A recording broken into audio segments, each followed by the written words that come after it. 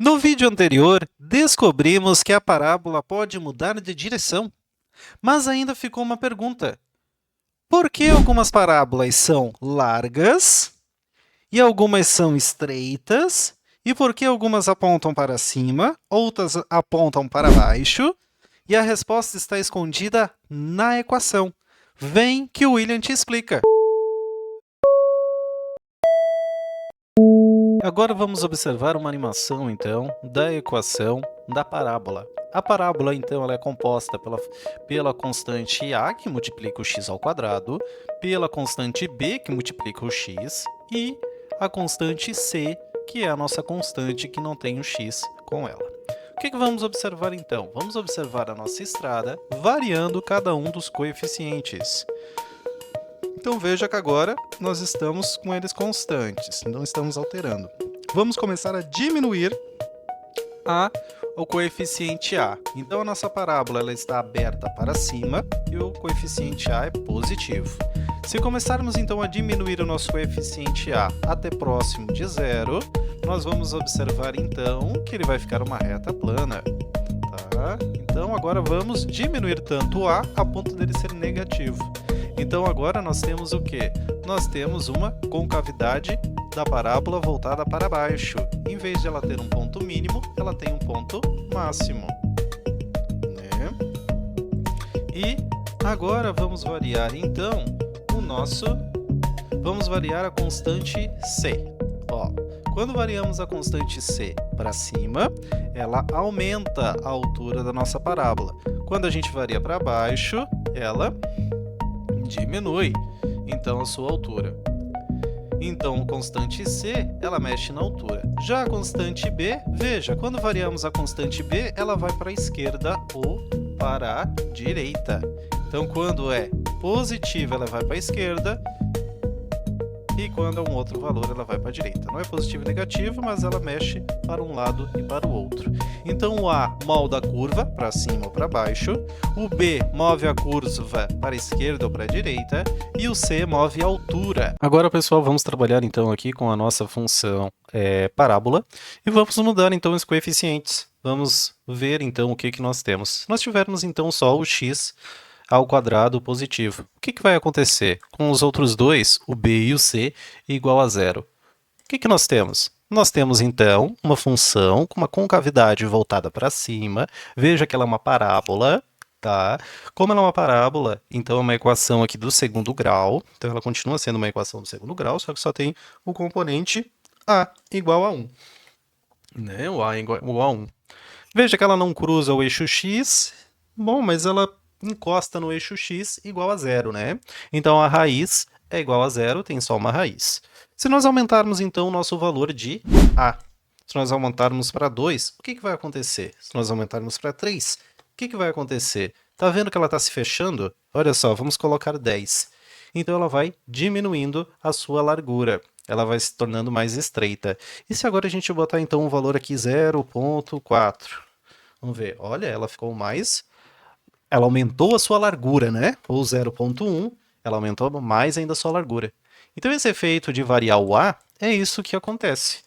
Quanto maior o valor de A, mais estreito. Quanto menor, mais larga é então a nossa curva. Beleza, isso então é nós variamos o nosso A. Mas se nós então variarmos o A de forma negativa? Se nós variarmos o A de forma negativa, só o fato do A ser negativo, o que isso quer dizer? Quer dizer então que a nossa equação, a nossa função da parábola, agora ela vai... Vou botar aqui, né? Ela vai ser uma concavidade virada para baixo agora. Ó, então ela é uma concavidade virada para baixo. Quando A é negativo, a concavidade é para baixo. Então nós já sabemos que quando tem então o lançamento de um projétil que a concavidade é voltada para baixo, nós sabemos que o componente A é negativo. E agora novamente, se eu aumentar então o valor do A, veja, se ele é grande, a largura é pequena. Se ele é pequeno, a largura é grande. Ó, a largura é grande. 0,5, largura grande. E agora, se o A for igual a zero, o que vai acontecer? Se o A for igual a zero, então vai ficar só prevalecer as outras componentes, né? Se tiver o B ou o C, aí vai se tornar, então, uma equação do primeiro grau. Vamos continuar então aqui com o nosso A igual a 1 e vamos colocar então a componente B.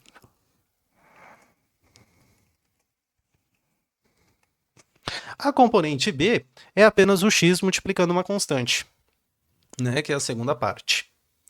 Então, se nós tivermos que o B ele é positivo, o que nós vamos ter? Nós vamos mostrar que quando o x, vamos ver o que acontece quando quando b igual a zero. Quando b é igual a zero, olha só, nós temos o centro, o ponto mínimo da nossa função, igual a exatamente no ponto zero, né? E agora, se nós botarmos aqui o 1, que é um valor positivo, veja que ela se desloca para o lado esquerdo. Se nós botarmos um valor maior de x, vamos botar aqui 5. Não, 5 foi muito, né? Para não sair aqui do gráfico, vamos botar aqui 2. Veja que ela vai continuar indo aqui para a esquerda. Vamos botar mais aqui, vamos botar um 5 aqui, ó. Aí a gente vai conseguir ver melhor. Botar um 5, ó, ele vai mais para cá ainda. Beleza, só que ele vai aumentando aqui na diagonal, né? Ele não vai simplesmente indo para a esquerda. Agora, se ele for negativo, o que vai acontecer? Se o B for um valor negativo, então ele vai para o lado direito aqui da curva, tá? E quanto maior o valor de B, mais distante ele está do eixo. Simples assim. Né? Então, 3 aqui, né? E agora o nosso valor de C, que falta a gente colocar aqui. Ó, nosso valor de C, ele pode ser o quê? Ele pode ser positivo, ele pode ser negativo, mas ele é só uma constante, ele não tem uma componente multiplicada por x. Então vamos colocar aqui um valor 1. O que vai ser?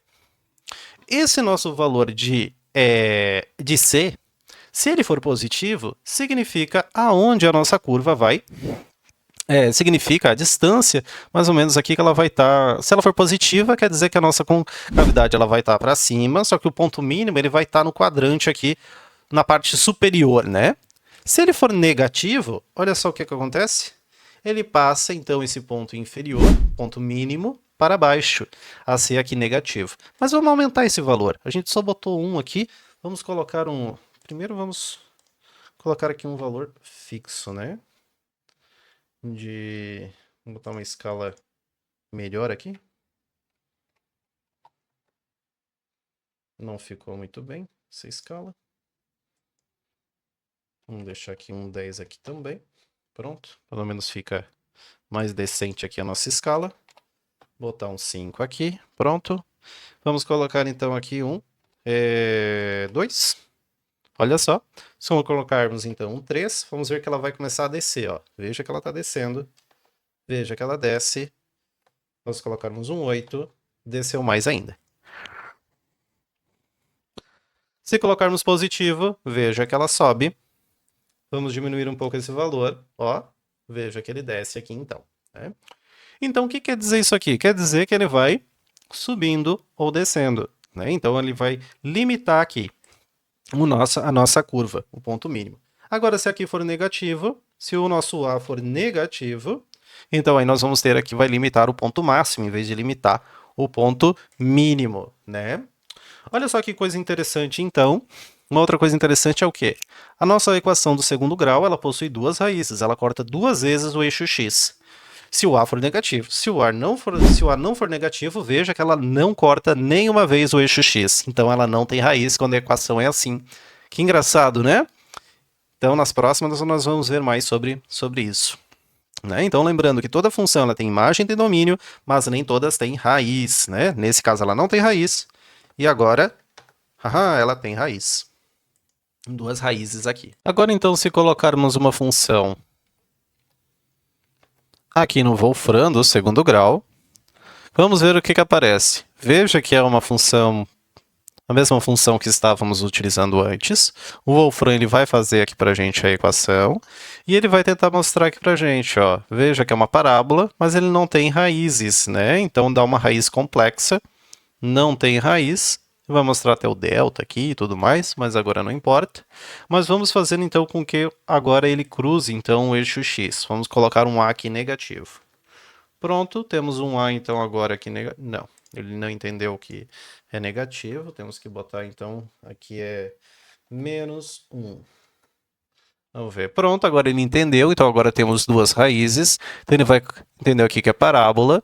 E ele entendeu aqui, ó, roots, raiz. Então, ele calculou duas raízes, o x1 e o x2. Então, é onde ele cruza aqui o eixo x. Então, o Wolfram nos traz aqui esses valores. Veja que aqui nós temos, então, os valores domínio, né? São todos os reais.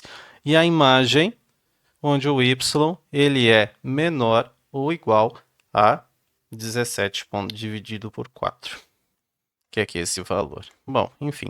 Agora já sabemos quem controla o formato da parábola, mas ainda existe uma pergunta muito importante. Quando essa curva cruza o eixo x? Quando que ela cruza? Ela cruza duas vezes? Uma vez? Ou nenhuma? Existe uma ferramenta capaz de prever isso antes mesmo de desenharmos o gráfico. No próximo vídeo, vamos descobrir o verdadeiro significado do delta.